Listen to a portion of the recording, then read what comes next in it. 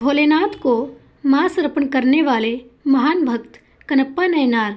हिंदू धर्म में महादेव के एक से बढ़कर एक भक्तों का वर्णन मिलता है, किंतु उनमें से एक भक्त ऐसे भी थे जो किसी भी पूजा विधि को नहीं जानते थे।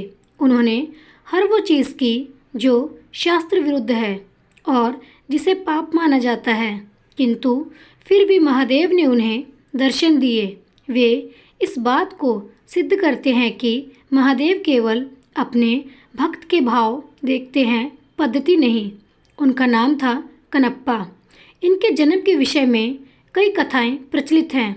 मूल रूप से ये एक तमिल भील परिवार में जन्मे। इनके पिता का नाम राजा नाग एवं माता का नाम उडुपुरा था। दक्षिण भारत, विशेष रूप से तमिलनाडु में इनकी बड़ी महत्ता है। ये उन 63 तमिल संतों में से एक हैं जिन्हें नयनार कहा जाता है। इनकी पत्नी का नाम नीला बताया गया है। ये एक व्याध थे जो शिकार कर अपना पालन पोषण करते थे। इनके जन्म के विषय में मान्यता है कि द्वापर युग में जब महादेव ने पांडुपुत्र अर्जुन की परीक्षा लेकर उन्हें पशुपतास्त्र प्रदान किया, तब अर्जुन ने उनसे प्रार्थना की कि वे अगले जन्म में उनके महान भक्त बने। भगवान शंकर ने उन्हें ये आशीर्वाद दे दिया। कलयुग में अर्जुन ही कनप्पा के रूप में जन्मे और महादेव के अनन्य भक्त बने। एक बार कनप्पा आखेट करते करते बहुत दूर जंगल में निकल गए। वहाँ उन्हें एक अत्यंत ही प्राचीन और जीर्ण मंदिर दिखा। जब वे उस मंदिर के अंदर पहुँचे तो उन्हें एक दिव्य शिवलिंग के दर्शन हुए। उसके दर्शनों से ही कनप्पा के मन में शिव भक्ति का संचार हो गया। उन्होंने तुरंत ही उस मंदिर को साफ किया। उनके मन में उस शिवलिंग की पूजा करने का विचार आया, पर उन्हें शिव जी की पूजा के बारे में कुछ पता नहीं था। तब उन्होंने सोचा कि महादेव को कुछ खाने और पीने को ही दे दिया जाए। ये सोचकर वे जंगल गए और एक सूअर का शिकार किया। उसे काटकर वे उसका मांस एक पत्तल में लेकर चले। दूसरे हाथ में उन्होंने एक पात्र में मधुमक्खियों के छत्ते से कुछ मधु इकट्ठा कर लिया। जल के लिए कोई और उपाय न दिखा तो उन्होंने अपने मुंह में ही जल भर लिया। वे वो सामान लेकर मंदिर आए तो देखा कि शिवलिंग पर कुछ सूखे पत्ते टूटकर गिर गए हैं। उन्होंने अपने पैर से शिवलिंग से पत्ते हटाए। मुख में रखे जल से कुल्ला कर उन्होंने महादेव का अभिषेक किया। फिर उन्हें भोग के रूप में मांस और शहद अर्पण किया। हालांकि उनका ये कृत्य उचित नहीं था और वो सारी वस्तुएं भी पूजा के लिए निषिद्ध थीं, लेकिन उनका मन पवित्र था। उन्होंने जो कुछ भी किया वो पूर्ण भक्ति भाव से किया और महादेव को केवल उसी भाव का मोह था। उन्होंने प्रसन्न मन से उसका प्रसाद स्वीकार कर लिया।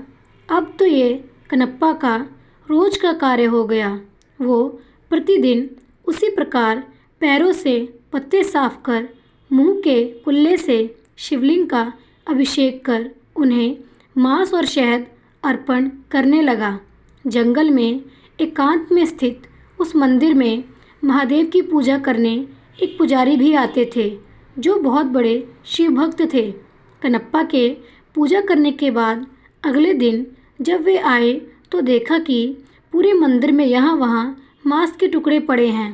वे बड़े दुखी हुए और तत्काल मंदिर को जल से धोकर पूजा की और स्वच्छ पुष्प चढ़ाए, किंतु अब रोज रोज उन्हें मंदिर में मांस मिलने लगा। यह देखकर एक दिन उन्होंने निश्चय किया कि वे पता करके रहेंगे कि कौन है जो रोज मंदिर को अपवित्र कर देता है। यही सोचकर वो रात को वहीं रुक गए। रोज की भांति कनप्पा वहां आए और उन्होंने पैर से पुजारी द्वारा शिवलिंग पर चढ़े पुष्प हटाए, कुल्ले से उनके अभिषेक किया और फिर शिवलिंग पर मांस और मधु चढ़ाया। पुजारी मंदिर के एक कोने से छिपकर देख रहे थे। उन्हें ये देखकर बड़ा क्रोध आ रहा था। वे ये तो समझ गए कि कनप्पा ऐसा केवल भक्ति के कारण कर रहे थे, जानबूझकर नहीं, किंतु फिर भी उन्हें उसका कार्य बड़ा घृणित लगा। उसी समय उनके मन में विचार आया कि मैं इतने समय से शुद्ध चीज़ों से महादेव की पूजा करता हूँ, फिर भी मुझे उनके दर्शन नहीं हुए। फिर भला इस घृणित पद्धति से पूजा करने वाले से भला महादेव कैसे प्रसन्न हो सकते हैं। वे पुजारी भी महादेव के भक्त थे, इसलिए अपने भक्त का अभिमान भंग करने के लिए उन्होंने एक लीला रची। कनप्पा ने देखा कि अचानक शिवलिंग की एक आंख से रक्त बहने लगा। अपने आराध्य की ऐसी दशा देखकर वो अत्यंत दुखी हुआ।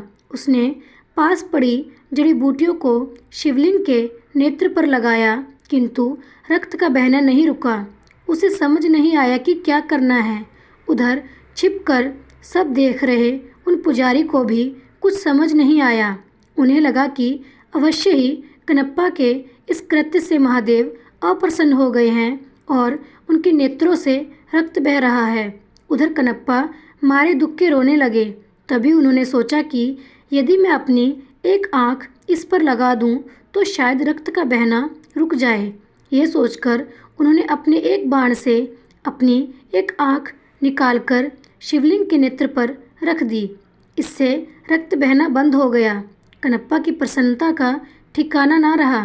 तभी शिवलिंग के दूसरे नेत्र से रक्त निकलने लगा।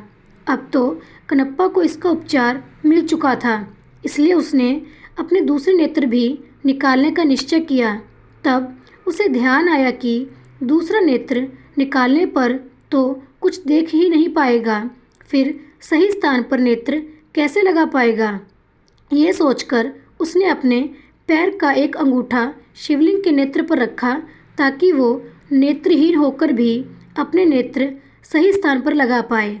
फिर जैसे ही उसने अपने बाण से अपना नेत्र निकालने का यत्न किया, महादेव ने स्वयं प्रकट हो उसका हाथ पकड़ लिया। अपने आराध्य के दर्शन होते ही कनप्पा उनके चरणों में गिर पड़े। महादेव ने उसके दोनों नेत्र ठीक कर दिए। तब बाहर छिपकर सब देख रहे ब्राह्मण भी अंदर आकर महादेव के चरणों में गिर पड़े। उन्होंने कहा, हे महादेव, मेरे मन में अहंकार आ गया था कि मैं आपका सबसे बड़ा भक्त हूँ, किंतु आज कनप्पा ने मेरा ये अभिमान तोड़ दिया। इनके कारण ही मुझे आज आपके दर्शनों का सौभाग्य मिला है। आज मुझे समझ आ गया कि आपको केवल भाव से ही प्राप्त किया जा सकता है, किसी पूजा पद्धति से नहीं। तब महादेव ने दोनों को आशीर्वाद दिया और अंतर्धारे हो गए। वर्तमान में आंध्र प्रदेश के तिरुपति जिले के कालहस्ती नामक जगह पर महादेव का वही शिवलिंग श्री कालहस्ती महादेव के नाम से स्थापित है। मान्यता है कि भक्तराज कनप्पा ने इन्हीं शिवलिंग पर अपने नेत्र अर्पण किए थे। तो दोस्तों, प्रेम से बोलो हर हर महादेव। दोस्तों, अगर आपको मेरी ये कहानी अच्छी लगी हो तो कृपया जाने से पहले मेरे चैनल को सब्सक्राइब, लाइक और शेयर कर दें। आपका बहुत धन्यवाद होगा। मिलते हैं अगली कहानी के साथ।